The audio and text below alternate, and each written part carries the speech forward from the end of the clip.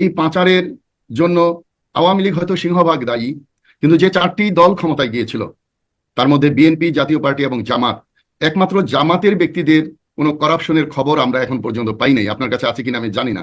আসসালামু আলাইকুম। বাংলাদেশে চারটি দল ক্ষমতায় গিয়েছেন, ক্ষমতার স্বাদ গ্রহণ করেছে, তারা এই দেশকে শাসন করেছে। বিএনপি, জামাত, আওয়ামী লীগ এবং জাতীয় পার্টি। কিন্তু একমাত্র জামাত কোনো দুর্নীতি করেনি, জামাতের লোকেরা কোনো দুর্নীতি করেনি, বাকি সবাই দুর্নীতি করেছেন। এমনটাই দাবি করেছেন একজন রাজনৈতিক ব্যক্তি। তিনি ফেস দ্য পিপুলের টক শোতে এমন কথা বলেছেন। সুপ্রিয় দর্শক, আমরা তার মুখ থেকে বিস্তারিত জেনে আসবো। সত্যিকার অর্থে আমরা সবে মাত্র একটা বিরাট আন্দোলন থেকে বিপ্লবের মাধ্যমে একটা বিজয় অর্জন করে 5 তারিখে আমরা একটু মুক্তভাবে শ্বাস নিঃশ্বাস নিচ্ছিলাম। ঠিক তখন থেকেই খুব দ্রুত বিভিন্ন করাপশনের খবরগুলো আসছে। যেমন পাচারকৃত 35টি যে টাকা ছিল তা দিয়ে 35টা পদ্মা সেতু বানানো যেত। তারপর আপনি বলেছেন যে $500 কোটি একটা প্রতিষ্ঠান থেকে 2 জনকে দেওয়া হয়েছে, 2 কাজিনকে। তারপরে বড় অংশ গেছে কানাডা, যুক্তরাষ্ট্র, সিঙ্গাপুর, যুক্তরাজ্য ও আরব আমিরাত সহ 10টি দেশে। এগুলো খবর আসতেছে। গড়ে বছরে 75 থেকে 80 হাজার কোটি টাকা করে পাচার হয়েছে। এবং এই পতিত প্রধানমন্ত্রী কিছুদিন আগে তার পিয়ন যে 400 কোটি টাকা যে নিয়ে গেছে পিয়ন, সেটা নিয়ে উনি হাস্যরসের মতো কথা বললেন যে এখন দুঃখ লাগে এমন একটা দেশ, যে দেশ এত রক্তের বিনিময়ে আমরা অর্জন করেছিলাম, সেই দেশে আমরা যাদের মনে আছে, আমরা পাকিস্তান যখন এই দেশ ছিল তখন পূর্ব পাকিস্তান আর পশ্চিম পাকিস্তানের বৈষম্য নিয়ে পোস্টার হতো যে এই দেশে পাট হয়, ওখানে পাটের টাকা কেন ওখানে চলে যায়, এখানে কাগজ উৎপাদন হয় চন্দ্রকোনায়, ওখানে কেন কম দাম, আমাদের কেন বেশি। তো নানা রকম বৈষম্যের আমরা চিত্র দেখতাম, কিন্তু সেগুলো সব ছাড়িয়ে গেছে বর্তমানে। কিন্তু সেখানে আমি একটু এইভাবে জাস্টিফাই করতে চাই যে এই পাচারের জন্য আওয়ামী লীগ হয়তো সিংহভাগ দায়ী, কিন্তু যে চারটি দল ক্ষমতায় গিয়েছিল তার মধ্যে বিএনপি, জাতীয় পার্টি এবং জামাত, একমাত্র জামাতের ব্যক্তিদের কোনো করাপশনের খবর আমরা এখন পর্যন্ত পাই নাই। আপনার কাছে আছে কিনা আমি জানি না। তাহলে বাকি 3টা কেউ তো ক্ষমতায় থেকে যে খবরটা এসেছে সেটা হলো লাস্ট 15 বছরের, যেটি আমরা মানে না, এর আগেও যে পাচার হয় নাই বা সবাই একেবারে দুধের দোয়া দল এরকমও না কিন্তু। তো আর এই পাচারের জন্য যদি বলেন, আপনি মনে করেন 1 নাম্বার, 2 নাম্বার, 3 নাম্বার, 10 নাম্বার ব্যক্তি যদি পাচার করে, তাহলে সেটা গ্রাস লেভেল পর্যন্ত যায়। আপনি আজকে দেখেন প্রত্যেকটা সেক্রেটারি বাসা ইসলামিক রাজনীতি করে বা ইসলামিক দলগুলোর কোন নেতার বিরুদ্ধে আজ পর্যন্ত আমি শুনি কোনো করাপশনের আমি শুনি। এটা তো বাস্তবতা। তাহলে এই আওয়ামী লীগ একাকি দায়ী নাকি এই 14 দল? এই 14 দলকে কি ছেড়ে দিবে জনগণ? এই 14 দল কি সহযোগিতা করে নাই এই অপকর্মগুলোর জন্য? 27 দল যে এবার নির্বাচনে গেল, বিএনপি সহ আমরা যারা বিরোধী দলে ছিলাম তারা ছাড়া 27 দল, এই 27, 14 এবং আওয়ামী লীগ মোট 42টি দল তো রিসেন্টলি করাপশন করেছে। রিসেন্টলি এবং গত ইলেকশনে টাকা লেনদেন শুনেছি আইন শৃঙ্খলা বাহিনী থেকে শুরু করে সব জায়গায় টাকার ছড়াছড়ি ছিল। কারণ টাকাগুলো কাগজের বস্তার মতো। শুনেছি যে শোনা যাচ্ছে যে স্বরাষ্ট্রমন্ত্রী নাকি বস্তা ছাড়া ইয়ে নিতেন না, টাকা নিতেন না, বস্তা ভরে ভরে টাকা নিতেন। তো এগুলো তো কল্পনা বা রূপকথাকেও হার মানিয়েছে। তো দুঃখটা সেখানেই যে এখন আবার যখনই এই পতন হলো সরকারের, আপনি দেখেন সাথে সাথে বিএনপির 3 মাসের মধ্যে নির্বাচন চাইলো, জয় চাইলো 90 দিনের মধ্যে, ইন্ডিয়ার মাধ্যমে ভারতকে বললো 90 দিনের নির্বাচন দিতে। তাহলে আমরা পার্থক্যটা, এখন আমার ভয় কিন্তু অন্য জায়গায়। এই টাকা ফেরত আসবে কিনা, আমরা পাবো কিনা, পরবর্তীতে করাপশন বন্ধ হবে কিনা, এগুলো সম্পূর্ণ নির্ভর করছে কিন্তু অন্তর্বর্তীকালীন সরকারের উপর। আজকে যদি এই সরকার স্থায়িত্ব না পায়, আজকে যদি এই সরকার কাজ করতে না পারে, তাহলে কিন্তু আমাদের সকল অর্জন কিন্তু ব্যর্থ হয়ে যাবে। তো এইখানে কিছু দুর্বলতা আছে এই সরকারের। আমি একই সাথে বলে যেতে চাই যে এই সরকার গঠনের মধ্যেই কিছু দুর্বলতা আছে। আর আমি ব্যক্তিগতভাবে মনে করি, আমার দলও মনে করে যে এটা একটা বিপ্লবের মাধ্যমে হয়েছিল, একটা বিপ্লবী সরকার হওয়া উচিত ছিল। এবং বিপ্লবী সরকার হলে আপনার সংবিধানটা সাইডে থাকে, মার্শাল হলে সংবিধানটা সাইডে থাকে, তারা নতুন করে কাজ করতে পারে। কিন্তু এই সরকার কতটুকু পারবে এই টাকা ফেরত আনা, তাদের স্টেবিলিটি তারা কতটুকু পাবে, তারা এখনো টিউনিং হয়নি। এক এক মন্ত্রী এক এক ভাবে কথা বলছে, এবং প্রধান যে উপদেষ্টা উনি এই জাতির উদ্দেশ্যে এখনো কোনো কথা বলেন নাই। বিক্ষিপ্তভাবে বিভিন্ন জায়গায় দিয়ে একটা কথা বলেছে, কিন্তু জাতির কাছে উনি কিন্তু ওনার দর্শন এবং ওনার যে ফিলোসফি, উনি কি করতে চাচ্ছেন, কবে উনি গণতান্ত্রিক পদ্ধতির মাধ্যমে হস্তান্তর করবেন, এইগুলো কিন্তু একটা অন্তর্বর্তী সরকারের জন্য খুব ভয়ের ব্যাপার। কারণ অন্তর্বর্তী শুনলেই মনে হয় যেন ওনারা আসছে ইলেকশন দিয়ে চলে যাবে। এখন সংস্কার করে যদি ওনারা যেতে চান, সংস্কার তো কন্টিনিউয়াস প্রসেস, সেখানে ওদের নির্বাচিত করতে হবে যে কি কি সংস্কার ওনারা করে যাবেন, কোনটার জন্য কি সময় লাগবে। আগামী 24 তারিখে আমি প্রেস ক্লাবে আমাদের দলের পক্ষ থেকে একটা সংস্কার প্রস্তাবনা দাখিল করব জনগণের কাছে এবং সরকারের কাছে। তো এই যে সমস্যাগুলো এখন এত জটিল সমস্যা, আপনি গত 15 বছরই ধরেন যে প্রত্যেকটা প্রতিষ্ঠান, বিশেষ করে পুলিশ, একটি দেশের 50 জন ইয়ে সংসদ সদস্য একসাথে নাই, পলাতক। এটা কি কোনো পৃথিবীতে ঘটেছে আগে, অতীতে বা ভবিষ্যতে ঘটার সম্ভাবনা আছে?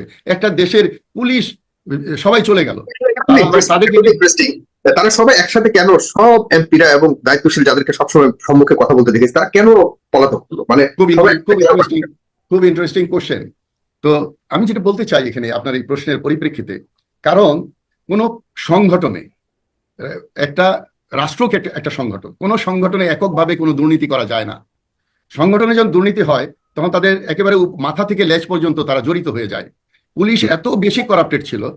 আরেকটা কথা শোনা যাচ্ছে যে এই পুলিশের ভিতরে অন্য দেশের একটা বাহিনী ঢুকিয়ে, বিডিআর এর মতো যে গুলি করে হত্যা করা হয়েছে বাচ্চাদের হেলিকপ্টার থেকে, এইগুলো ওদের দিয়ে করানো হয়েছে যাতে করে বাংলাদেশের মানুষ, এবং শেষ মুহূর্তেও এই পতিত প্রধানমন্ত্রী বলেছে যে আরো কঠোরতে গুলি করতে, আমরা এই মেসেজগুলো পেয়েছি। কিন্তু এই আন্দোলন শুরু হয়েছিল যে রাজাকারের বাচ্চা দিয়ে, আর এই আন্দোলন বিজয় হয়েছে যখন সেনাপ্রধান দায়িত্ব নিয়ে এই বললেন যে আর গুলি করা হবে না, এবং এটা রাওয়া থেকে অবসরপ্রাপ্ত অফিসাররা আমরা দাবি তুলেছিলাম যে, এবং ওনার কাছে পৌঁছেছিল। শুধু তাই না, একটা ইন্টারেস্টিং মেসেজ আপনাকে আমি দিতে চাই। এই যে 626 জন ক্যান্টনমেন্টে পালিয়ে ছিল, এটাও আমরা রাওয়া থেকে দাবি করেছি, ওনাকে জানিয়েছি যে আপনি যদি এখন এটা ঘোষণা না করেন তাহলে পরে 100 ছাড়লে কেউ বলবে 150 ছিল, সো আপনি প্রবলেমে পড়বেন। সো এটাও এখানে আপনার কাছে একটু জানতে চাই, খুব ইন্টারেস্টিং, যেহেতু আপনি আর্মি পার্সোনাল ছিলেন এবং রাওয়া সম্পর্কে, রাওয়াতে আপনাদের আড্ডা হয় এবং আপনারা জানেন আসলে ক্যান্টনমেন্টে কি হচ্ছে, কারা আসলে এখানে পালিয়েছিল এবং তাদেরকে ছাড়লো কিভাবে, এবং তাদের আসলে শেষ পরিণতি কি হবে, কারা ওখানে পালিয়েছিল, কখন পালিয়েছিল? রাওয়াতে শুধু আড্ডা হয় না, বিনীতভাবে বলছি, এখানে অনেক কিছু হয়, সেমিনার হয়, থিঙ্ক ট্যাঙ্ক হিসেবে কাজ করছে, দেশের কাজ করছে, দেশ গঠনের চিন্তা ভাবনা করি আমরা, বিভিন্ন থিসিস এবং প্রতি একটা মিরর নামে একটা থিসিস পেপার বের হয়। যাই হোক, বাট সর্বোপরি আমরা বিনোদনের জন্য রাওয়াতে থাকি। আপনি যে প্রশ্নটা করেছেন, এই প্রশ্নের জবাবে আমি জানি না, এই প্রশ্ন উত্তরে আমি এখন যেটা বলবো এটা কে কিভাবে নিবে। আমি মনে করি আমি যদি সেনাপ্রধান হতাম তাহলে আমি শেখ হাসিনাকে দেশ ত্যাগ করতে দিতাম না। আমি তাকে হাউস অ্যারেস্ট অথবা ক্যান্টনমেন্টে আটকে রেখে দেশের ভিতরে রাখতাম, কারণ এর একটা জবাবদিহিতা আছে। আমি মনে করি আপনি এটা বুঝতে পেরেছেন, এর জন্য একদিন দায়ভার হয়তো নিতে হবে। ঠিক তেমনি ভাবে আমিও যদি আপনাদের সাথে প্রশ্ন করি যে আজকে যারা কালপিট তাদেরকে ক্যান্টনমেন্টে ঢুকতে দেওয়া হলো কেন তাদেরকে সহায়তা করা হলো?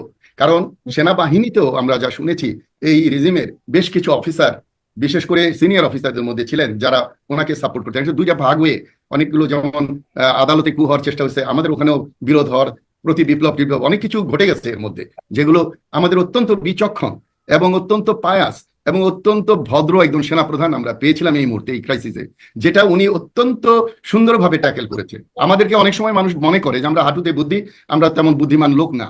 ইভেন পুলিশও তাই মনে করে। পুলিশ মনে করে, বিশেষ করে এই 18 ইলেকশনের পর থেকে পুলিশ মনে করে পুলিশ সুপিরিয়র, তারা বাহিনী হিসাবে ঘোষণা করে, তারা পতাকা নিতে চায়, তারা স্টার দিতে চায়। অথচ আপনি শুনেছেন কিনা জানি না, হয়তো শুনেছেন একজন ক্যাপ্টেন আশিক কি বিচক্ষণতার মাধ্যমে, কি ধৈর্যের মাধ্যমে একটা সিচুয়েশন, একটা থানায় নিয়ন্ত্রণ করেছেন, যে সেনা গৌরব একটা পুরস্কারও, মেডেলও পেয়েছে।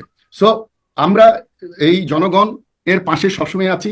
কিছু কিছু ব্যক্তির জন্য ব্যতিক্রম হয়েছে, সেটা সংগঠনের জন্য নয়। স্বাধীনতা থেকে শুরু করে সকল ক্রাইসিসে সেনাবাহিনী তাদের দায়িত্ব ছিল বা সেনাবাহিনীর কাছে আশ্রয় নিয়েছে কারা, আপনারা কোনো পরিচয় পেয়েছেন? এটা তো একটা ঘোষণা দেওয়া হয়েছে, এখনো বোধহয় 7 জন আছে বলে বলা হয়েছে।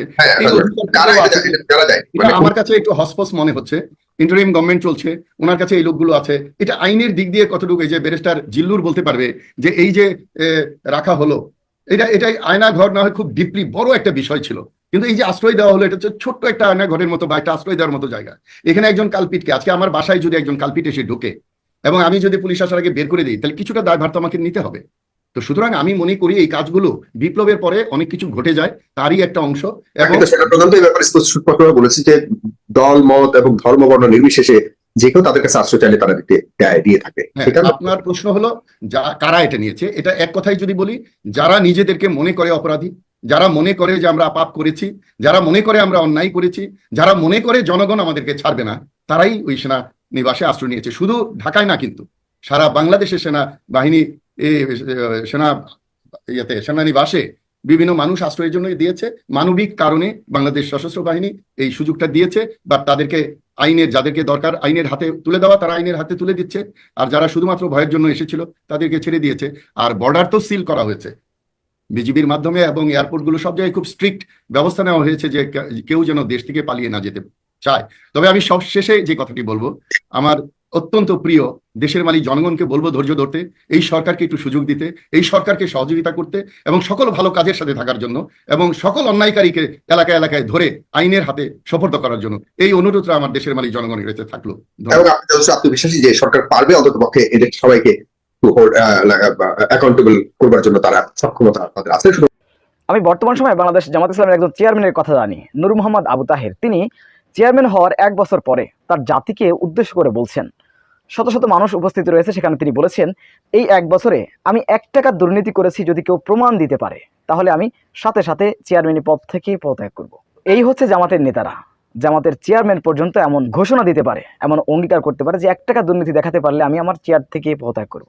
সুপ্রিয় দর্শক, আপনাদের কাছে অনুরোধ, সামনে আবারও নির্বাচন আসবে এবং জনগণ ইচ্ছা মতন ভোট দিতে পারবে বলে আমরা আশাবাদী। এই জাতীয় সরকার তারা এমন সুযোগ করে দিবেন।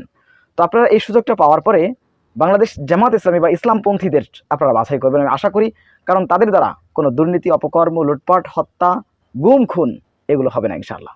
সবসময় সত্য নির্ভর তথ্য পেতে স্বাধীন বাংলা ইউটিউব চ্যানেল সাবস্ক্রাইব করে আমাদের সাথে থাকুন। আসসালামু আলাইকুম রহমতুল্লাহি ওয়া বারাকাতুহু।